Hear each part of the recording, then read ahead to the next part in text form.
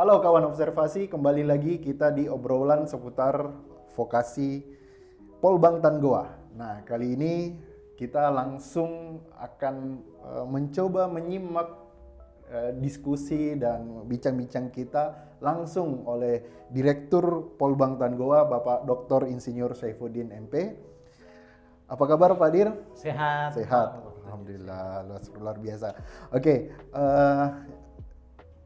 hari ini kita mau bahas tentang mengenai produk pangan, krisis pangan yang terjadi. Ini lagi heboh-hebohnya ini Pak Dir. Jadi ada krisis pangan, terus kemudian ada lagi kemarin PMK, penyakit mulut dan kuku ya. Nah, kira-kira dalam menanggapi krisis pangan global ini dari pihak Polbangtan yang tentu saja memang adalah kampus untuk vokasi dalam hal yang berhubungan dengan yang namanya pangan, kira-kira memandang masalah ini seperti apa ya Pak Dir? Jadi Pak Menteri Pertanian, Bapak Kepala Badan SDM, Pak Prof. Dedi Nur Samsi selalu menyampaikan kepada kita yang pertama itu adalah bahwa saat sekarang ini bukan saat biasa-biasa saja, tapi kondisi sekarang ini ada ancaman krisis pangan global yang akan melanda negara kita, dan ada sekitar 22 negara itu sudah tidak mau lagi ekspor komoditi pertaniannya ke luar negeri. Pertama tentu ada faktor penyebabnya krisis pangan global ini. Pertama itu adalah COVID yang 2 tahun melanda kita ini. Iya. Karena COVID ini sehingga distribusi pakan itu terbatas karena orang-orang jarang yang keluar. Nah, ini salah satu pemicunya. Kemudian pemicu yang kedua adalah suhu atau iklim yang ekstrim, perubahan iklim yang ekstrim. Jadi dulu kalau musim hujan, sekarang musim banjir. Dulu musim kemarau, sekarang jadi gelombang panas.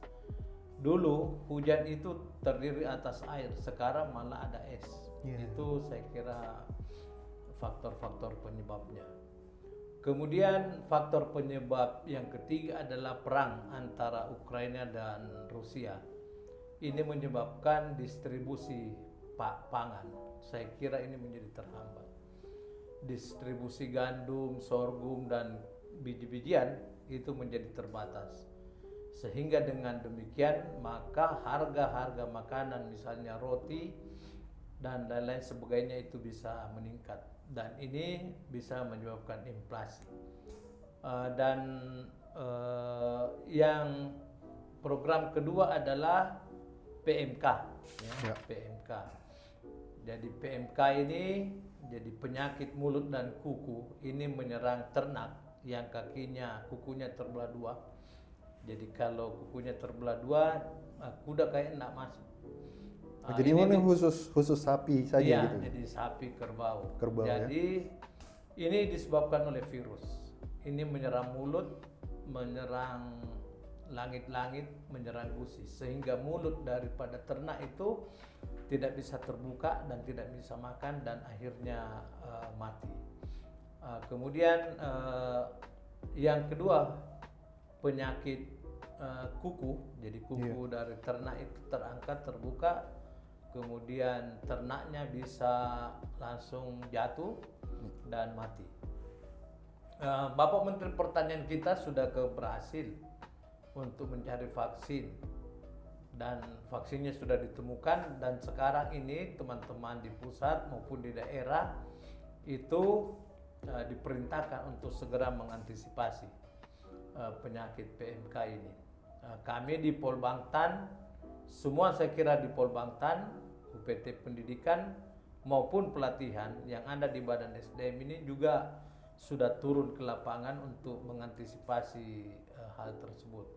Kami mahasiswa, dosen itu sudah melakukan kegiatan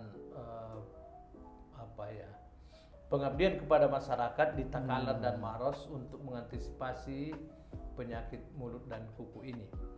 Jadi penyakit mulut dan kuku ini sebenarnya hanya menyerang ternak. Jadi teman-teman yang selalu makan coto silahkan makan coto karena itu tidak berpengaruh Oh, itu berarti aman ya? aman contohnya. Berarti kalau misalnya Pak Dir yang tadi masalah ada binatang kena PMK terus disembelih, Ya. itu masih bisa dikonsumsi? Masih bisa Oke. dikonsumsi dan tidak menyerang ke manusia. Hmm. Kemudian kalau saya tidak salah informasi jumlah sapi yang ada di Indonesia itu sekitar 18 juta dan baru-baru pada saat Idul Adha sekitar 10% dari sapi ini ya dari yang 18 juta tadi itu sudah jadi hewan kurban dan tidak berpengaruh ke hewan kurban tadi karena hanya 10% dari 18 juta sapi dan ini tidak berpengaruh ke masyarakat. Iya Pak Dir. Jadi balik lagi ke masalah krisis pangan tadi. Ini kan saya biasanya juga dengar-dengar gitu, lihat berita. Tapi memang betulan ini berarti ya? Iya. Betulan bahwa memang kita ini bakal lagi krisis gitu. Iya. Kira-kira memang kalau kan kita tahu Indonesia itu Pak Dir kaya dengan alamnya dan lain sebagainya. Terus kenapa kita juga harus khawatir dengan krisis pangan ini gitu kan? Maksudku pemikiran awam ini Pak Dir. Iya, siap. Kita ini banyak istilahnya kita lumbung beras dan lain sebagainya, lumbung padi. Kenapa kita harus khawatir juga dengan krisis pangan ini? Apa penyebabnya sebenarnya? Iya, oke. Jadi sebenarnya krisis pangan global ini sudah diperkirakan 2 tahun lalu. Dari 2 tahun Iya, lalu. dari 2 tahun lalu. Kemudian ada langkah antisipasi yang kita sudah persiapkan. Pertama itu optimalisasi lahan. Jadi semua lahan-lahan yang kosong itu ditanami dengan komoditi pangan tertentu. Kemudian yang kedua adalah diversifikasi pangan. Jadi ada optimalisasi lahan, ada diversifikasi pangan. Jadi misalnya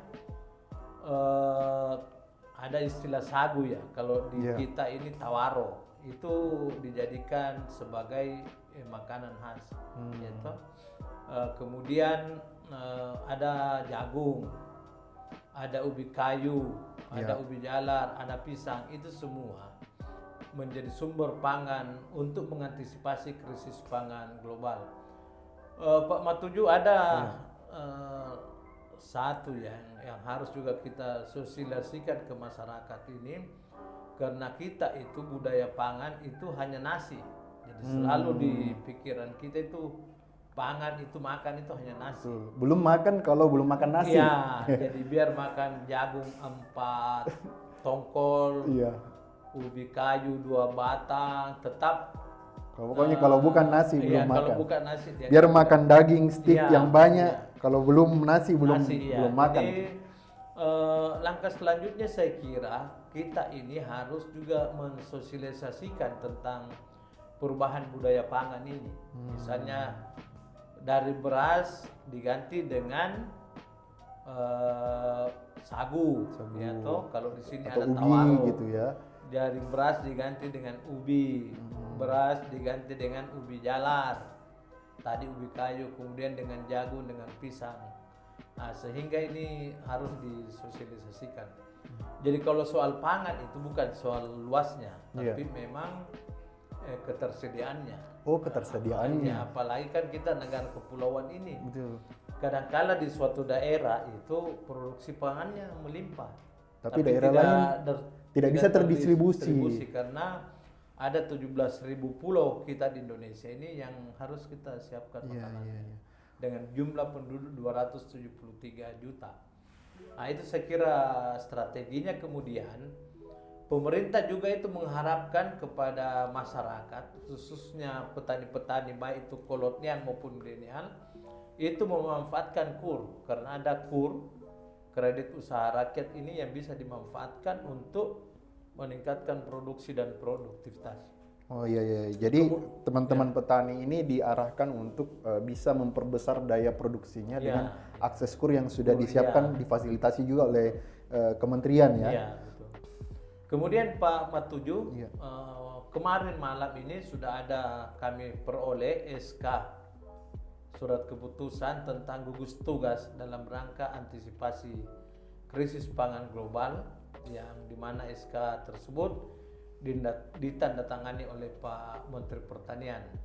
Di dalam SK gugus tugas itu hampir semua eselon 1 terlibat dalam antisipasi krisis pangan global, dan komoditinya itu ada komoditi cabai, beras, padi, jagung. Kalau saya tidak salah ada 12.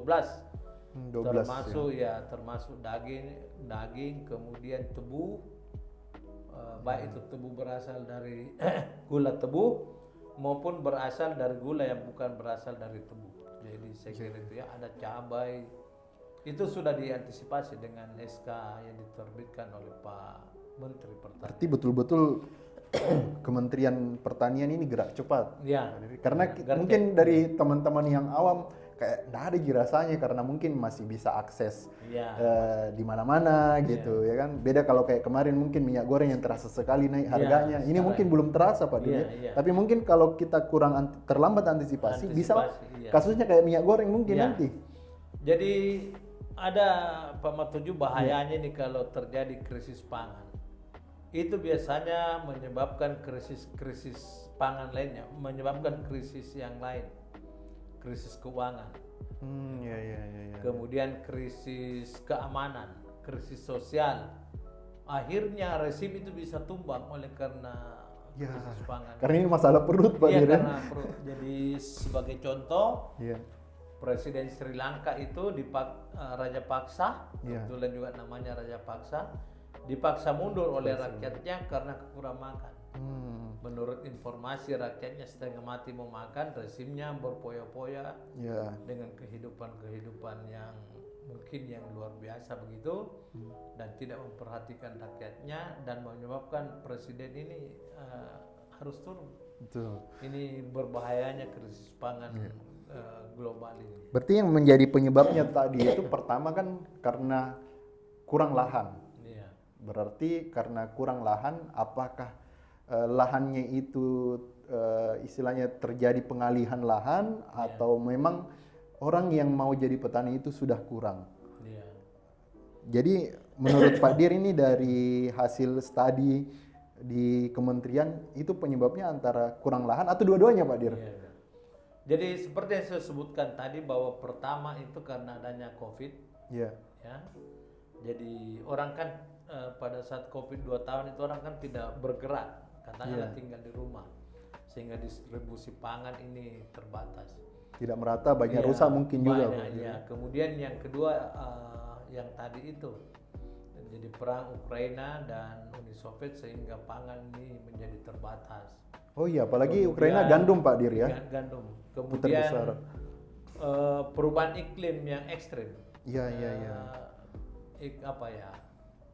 Climate change itu climate change Jadi sebenarnya kalau lahan juga, dan memang juga ada faktor pembatasnya, yaitu misalnya lahan padi kita kan hanya 7 juta hektar. Kemudian itu untuk menghidupi 273 juta. Sehingga pertanaman itu diintensifkan, yang tadinya 1 kali menjadi 2 kali, dan sekarang menjadi 3 kali. Berarti kaitannya erat juga sama populasi Pak Dok? Kemudian karena ini kan karena COVID tadi Pak Dir, menyambung karena COVID banyak orang di rumah, populasi kayaknya meningkat karena orang di rumah. Ada juga. Ada juga ya. Kemudian alih fungsi lahan ini juga berbahaya. Alih fungsi lahan. Jadi kalau kita berdasarkan informasi bahwa alih fungsi lahan itu terjadi sekitar 110 juta hektar per tahun. Sehingga ini juga berbahaya bagi ketahanan pangan. Dan biasanya kalau ketahanan pangan itu sangat riskan, menyebabkan keributan. Betul. Karena ini orang makan, saya kira. Saya kira itu Pak Matuju yang saya sampaikan tentang kedua program ini. Bahkan kemarin itu Pak Menteri kita sudah bertemu dengan Panglima TNI, sudah menandatangani MOU di mana Panglima TNI ini bersedia untuk membantu Kementerian Pertanian untuk menghadapi krisis pangan tadi ini. Berarti itu tadi ya, banyak sekali memang dampaknya yang mungkin saat ini mungkin belum terlalu Iya, belum. terlalu dirasa gitu. Iya, Kita belum iya. terlalu rasa gimana dampaknya. Tapi ini dari hasil studi dan memang kita lihat apa yang terjadi di lapangan, ini berpotensinya besar sekali kita menghadapi krisis pangan, Pak Dir ya. Iya. Oke, kira-kira Pak Dir, harapannya untuk mungkin teman-teman yang menonton ini ya, kawan observasi, kira-kira apa harapan dari Pak Dir sendiri untuk bagaimana kita mungkin bisa sama-sama menanggapi yang permasalahan ini, khususnya masalah itu tadi krisis pangan global ini, Pak Dir. Jadi saya kira ada langkah-langkah strategis yang Kementerian Pertanian sudah siapkan.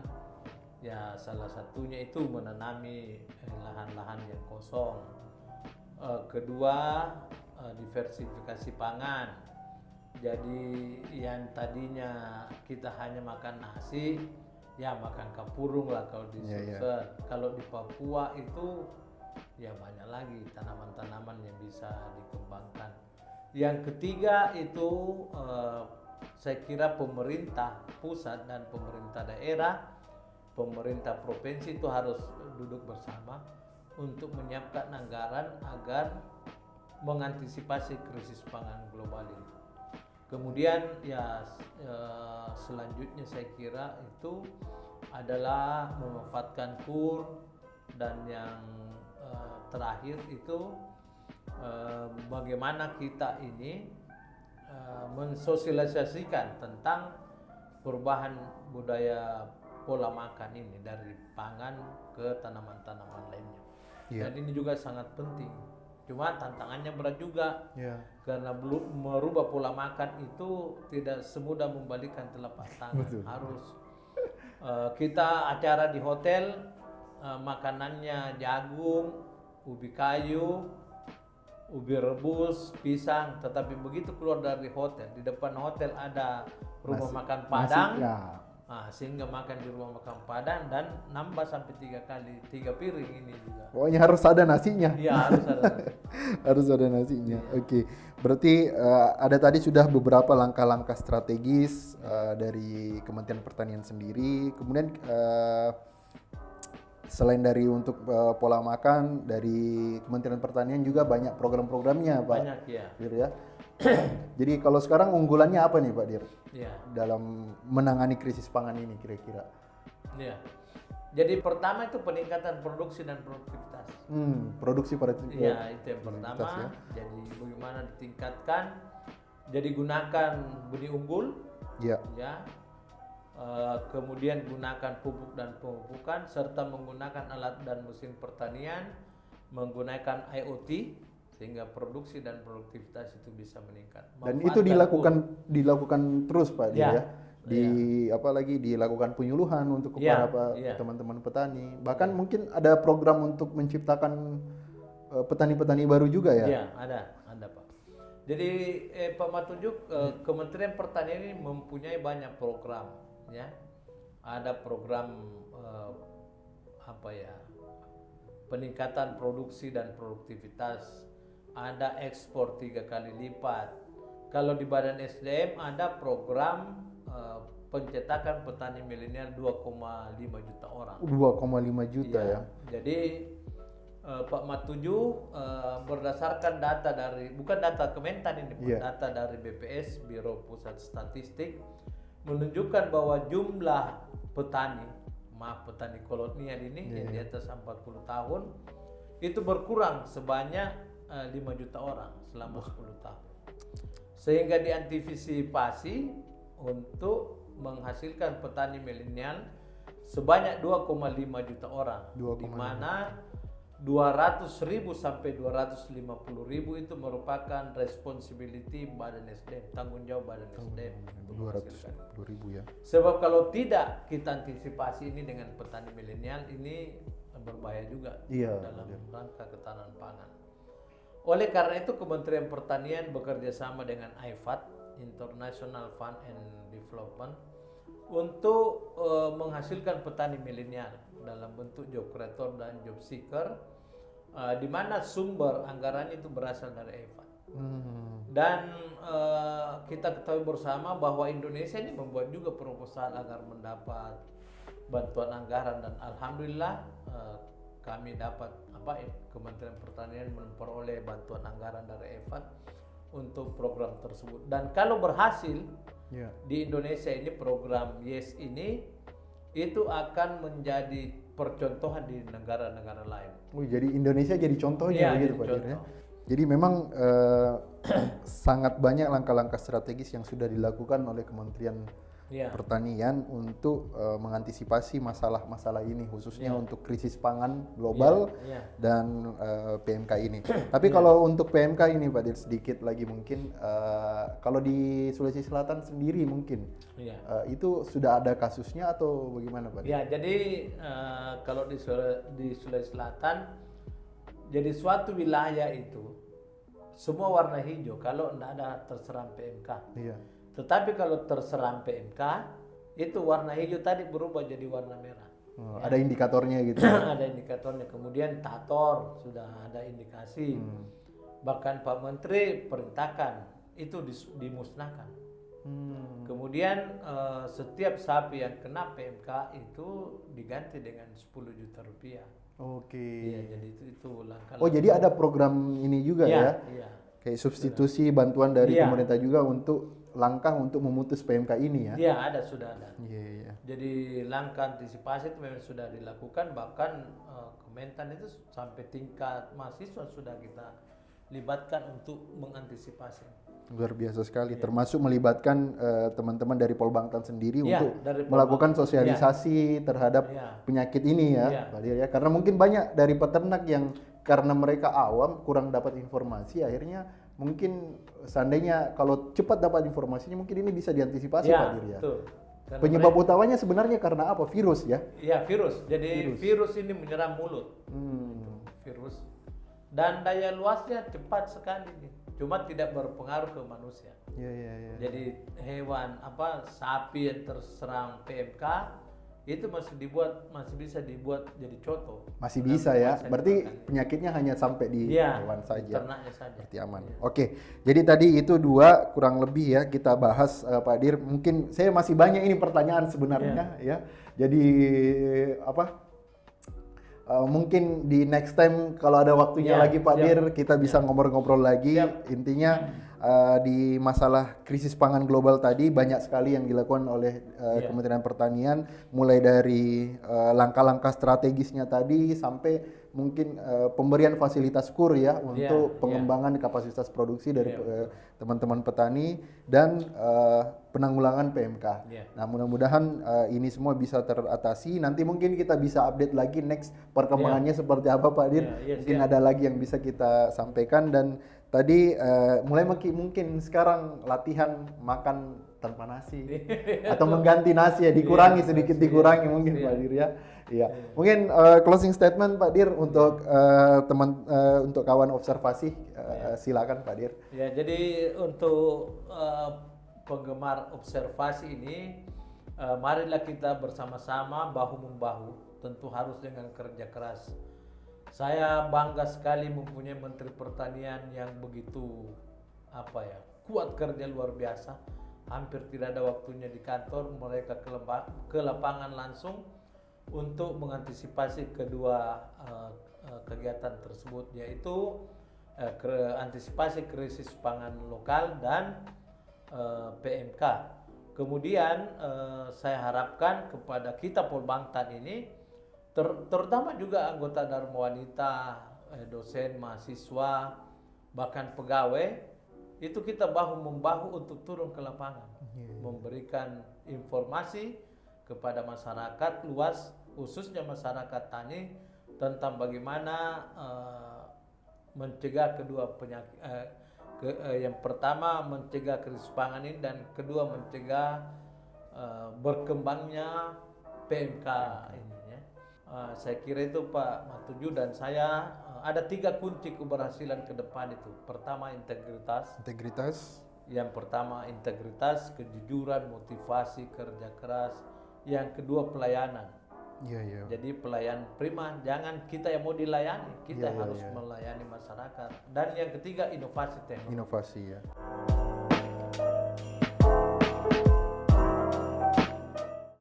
Ini saya kira faktor-faktor kunci untuk keberhasilan kita di dalam bidang pertanian. Agar moto pertanian yaitu menjadi pertanian modern, maju dan mandiri itu bisa tercapai. Betul, Saya betul. kira demikian Pak. Baik, terima kasih banyak Ya, Pak Dir. siap. Saya jujur tertarik sekali tadi yang dengan pemaparan Pak Dir yang terakhir tentang program YES. Iya. Ya, mungkin teman-teman juga kawan observasi ingin tahu lebih lanjut. Mungkin di next episode akan kita bahas tuntas sedetail mungkin tentang khusus untuk YES program ini yang untuk menciptakan job creator dan job seeker ya. Dalam meregenerasi petani. Oke, sampai di sini dulu perjumpaan kita kali ini. Terima kasih Pak Dir atas Terima kasih, waktunya. Muhammad Tujuh, ya. Salam buat kawan observasi.